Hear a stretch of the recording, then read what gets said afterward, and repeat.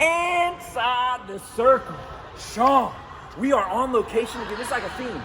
This is kind of like a theme. Yeah, this is our theme. We are on location. We had a fantastic duel. Fantastic. Wonderful. There had to be whatever. What's next? Whatever next is what we just witnessed. We were here at Olentangy Liberty, and we had Westerville North coming to town, and it was for all the marbles. It was for the OCC championship.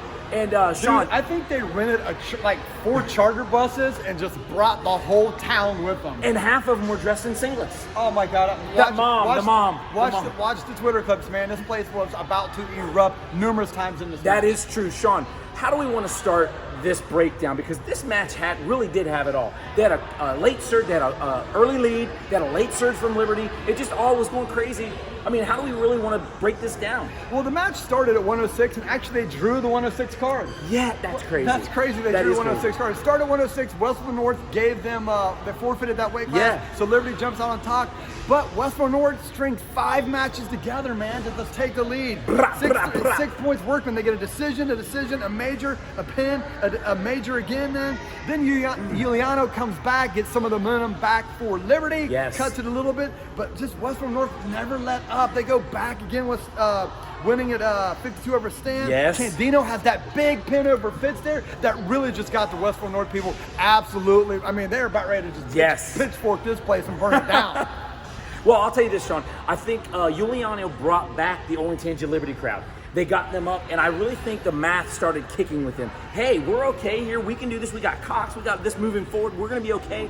And that's when they answered. Yes. Westville North answered. Candido shut it down. They said no. And their crowd went crazy. They were on the side of the mat, and that's what I loved about it. They were all on the side of the mat. They were cheering. Again, they were in singlets, which was kind of odd. And Sean, you mentioned something just before we started filming I thought was a great point. For every one parent for Olentangy Liberty. Or student. There were 5 to 7, maybe even 8 Westerville North kids.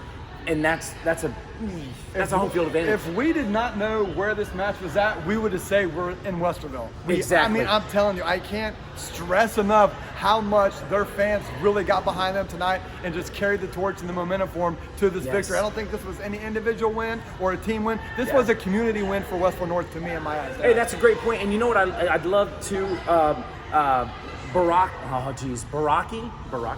at 152 has a big win over Stamp, and he faces the crowd and is like, yeah, come on. And then Candido comes out and does what he does. He's like, yeah, come on. And then I do believe their 70-pounder did the exact same thing. Sean, at what point could they have gotten the momentum back? I mean, I thought Giuliano started it, but it just didn't happen. Again, they answered the bell, but it could have got crazy there. If Liberty pinned the last 3 matches, it would have came down to criteria that Liberty would have won. Russo gets that pin at 95, so what are we going to do? We keep hearing about this Albertini. We thought we might get you up the matchup at 95 there. It didn't happen. The only downside is that we didn't get that matchup. 2 highly ranked kids, and I'm excited to see going forward. But is Tong going to come out at 220? They did weigh him in, so that Liberty had to be thinking there, hey, we got the first pin at 3 we needed. They end up getting a pin at heavyweight, so it's coming down to 220. Do we put Tong out there? They didn't go with Tong. They're going to save him for sectionals and stuff like that. Makes sense. Albertini gets that big pin to solidify the win there. But God, if I had to hate on something tonight, Mark, it was that match. It was that 195 where we all wanted to see. 220, right? 220? There was 95. Okay. Albertini weighed in at 95. Gotcha, I get what you're saying. Albertini going to be the guy that comes out of nowhere late in the season to do something for Westville North. Hey, I do have a question. But he did wrestle at 220. Hey, so that was a shift.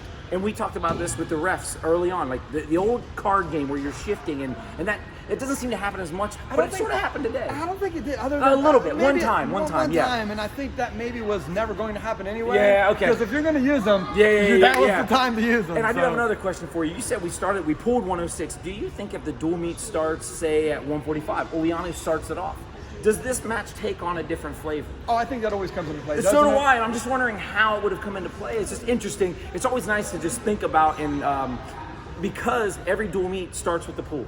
And every coach wants to start with a certain weight class. Sometimes it happens, sometimes it doesn't. So it's something on their mind. So it's just interesting. It's something you bring that up as we talk about at Derby, when we talk about, say, an individual 132 or 138, we talk about the team race going on. Yes. Is he seeing like his guys get pins in the quarterfinals. So this guy's up, man. He's Yes. ready to go. He's feeling it too. So I think there's safety in numbers per se in the scenario. That's a good point. I think this is something we should address going forward as the Derby District that possibly could dictate Whiteboard predictions, how baby. the trophies are handed out. Well, speaking of trophies and speaking of Westerville North's outright win of the OCC championship today, we also had other divisional champs. We also had Lancaster secure their championship today. Dublin Kaufman secured their championship today.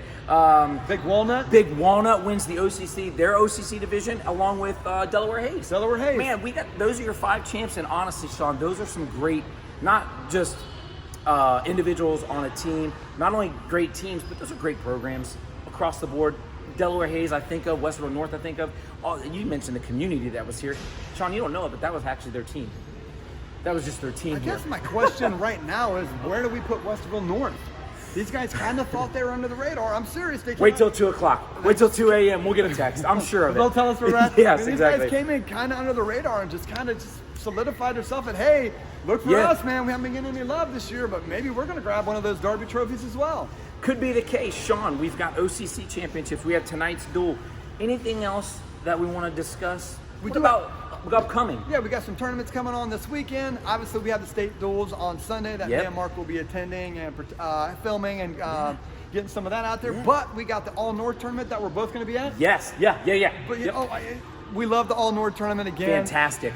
Great teams too. Oh, phenomenal teams. We covered that in the last one. So if you don't know what those are, go back to the last one. Definitely. Yes. We have the Indian Classic over at Canal Winchester. Yes. And we have the St. Charles Nye Classic. Nye Classic that's been going on since the beginning of time. I was about to say, there's a lot of wrestling to be seen this weekend. If you're not doing anything, get out, support wrestling, or just go watch wrestling if you're a fan. So that is true. And Sean, as we wrap up the end of next week, we've got the what do we say? We got all those tournaments. We got the girls' state tournament coming up. We also have the sectional tournament, which leads to the whiteboard predictions. If you're watching this right now and you've not subscribed to our YouTube channel, you need to do it. You're going to get instant emails once each whiteboard is submitted. Once it gets submitted, it goes directly to you in email. You don't have to wonder when they're coming out. Yeah, they end up in your mailbox. Yeah, you don't want your friends telling you what happened on the show before you want to go in fresh. And the only way to go in fresh is to get that, subscribe to the YouTube channel. Remember, Professional Gutter and Drain, they're coming out on Monday the 17th. To do the work? Well, to look at it. They got to investigate first, feel it out, and then they'll give me a quote, and then we'll move forward. Awesome, so, man. yeah, it's good stuff. Anything else, Sean? I think that's it. Excellent. And now you are inside the circle.